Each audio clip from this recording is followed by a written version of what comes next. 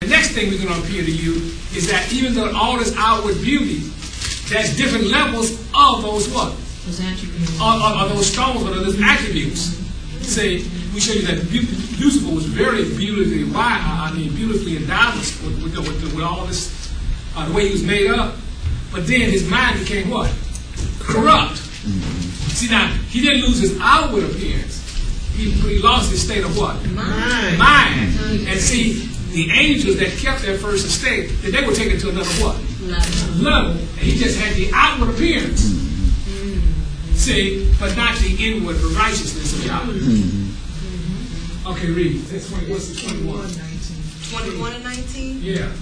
And the foundations of the wall of the city were garnished with all manner of precious stones. Now listen, keep in mind that the high priest in this tabernacle his breastplate had precious what? It's 12 stones. Precious stones.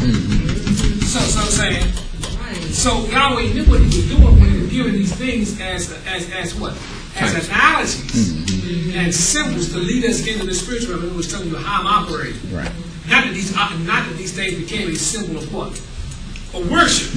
Even if you find the Ark of the Covenant, these things will be priceless, but they really have no man. It's no value. That's right. Because really it's a type of what? Type of shadow. It's a shadow. Exactly. Right. Okay, read. And the foundations of the wall of the city were garnished with all manner of precious stones. The first foundation was jasper, the second sapphire, the third chalcedony. Chalcedony, read. Thank you. The fourth an emerald, the fifth sardonyx, the sixth sardius.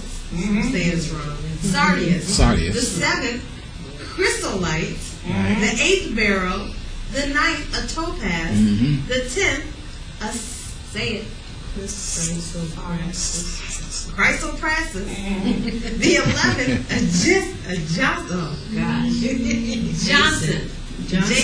Jason. The 12th an amethyst. I know that. Okay, so now all those stones you had there, all those stones are 18.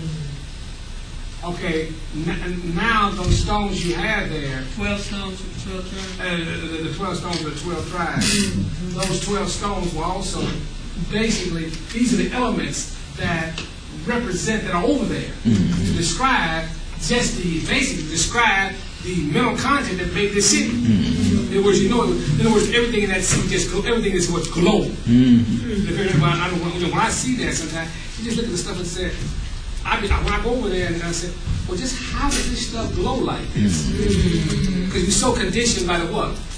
The base of metals. The flesh of this world. And that's why you become so conditioned. You think this is a real, but it's not what?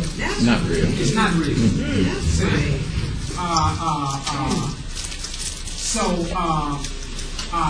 What you have to understand that, then I want you to read very briefly. I didn't include it on my PowerPoint here, is I want somebody to read just two little lines here that it starts here on page 6, where it says Their beauty is so overwhelming. yeah.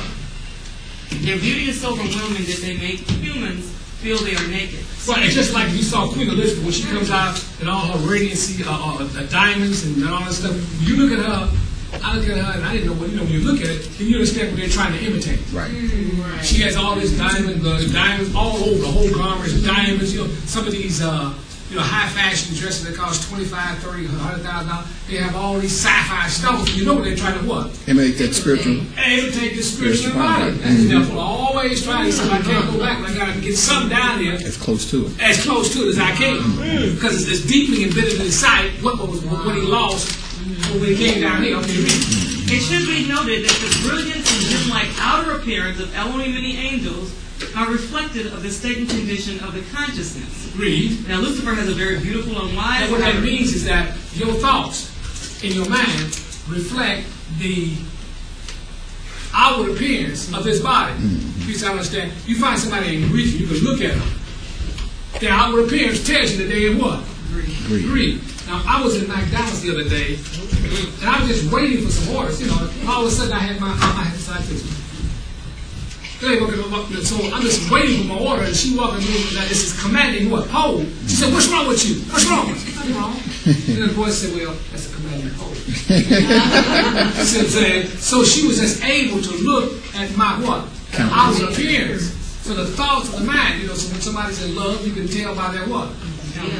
By their outward appearance. Now, if that reflected from a natural little standpoint, the thoughts of the mind causing the body to react outwardly, then how much is more so what? In the spirit. So when you're reflecting peace, joy, and heavenly in this state, your outward appearance reflects that, and the vibrations you give off. So you can see then with the angelic creation, what they give off power, because they are the divine attributes of Yahweh in righteousness. So you can see then how they would work in unrighteousness with the devil. Even though he has the outward appearance, he doesn't have the power of Yahweh. See, he isn't in a carnal low state and condition that he wants to exalt himself. Okay, so that shows you that their radiancy, being peace, joy, being the kingdom itself, on these attributes brought into perfection at that point in time, then you can begin to see now what we're looking at when people look at them. I mean, when we look at them, you say, "Whoa, I'm a naked man." Ain't nobody going to argue or debate about that. Okay, read. And now Lucifer has a very beautiful and wise outward appearance, but his heart and mind are full of darkness, deceit, evil, and prideful. Paradoxical as it may seem, his outward appearance overwhelms Lucifer's corrupt beauty and wisdom. Finally, few understand that human souls are made up of this spiritual substance, and the magnification of the gem-like substance depends on the state and condition of the heart and mind. Does everybody understand that?